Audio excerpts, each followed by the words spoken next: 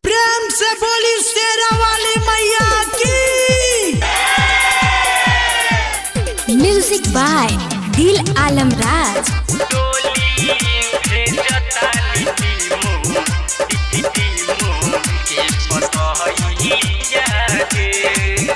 Bittu DJ मंदिर के सातो बहिना है घरे पहरी पहिया के सातो बहिना है घरे पूजी पहिया के डोली भेजता नीमू की पतैया के हो डोली भेजता नीमू के पतैया के सातो बहिना है घरे पहरी पहिया के सातो बहिना है घरे पूजी पहिया के डोली भेजता नीमू की पतैया के हो डोली भेजता नीमू के पतैया के।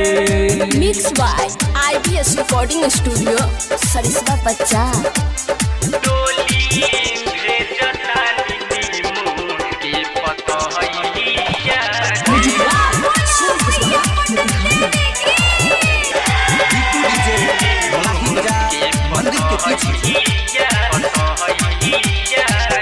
सब जुटवले बानी रहुआ पूजा पाठ में घर परिवार संगे बैठब हम साथ में बैठब हम साथ में हो।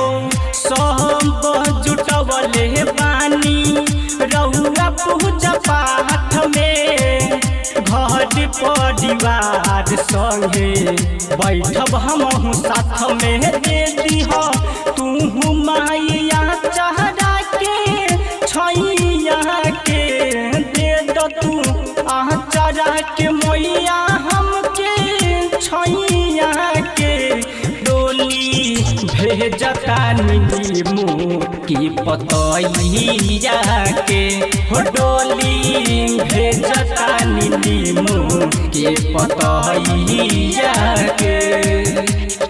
म्यूजिक बाय दिल आलम राज। बिट्टू डीजे मंदिर के पीछे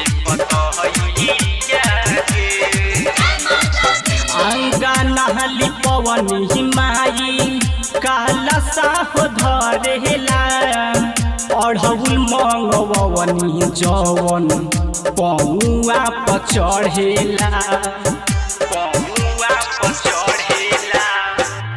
अंगना पवन हिमाई काला साहो धरेला अढ़ौल मंगवनी जवन पौआ पचढ़ेला सुरेश राम कुमार के सुनिबा वही यहाँ के दिल आलम राम कुमार के सुनिबा वही यहाँ के डोली भेजता नीमू की पतैया के हो डोली भेजता नीमू के पतैया के।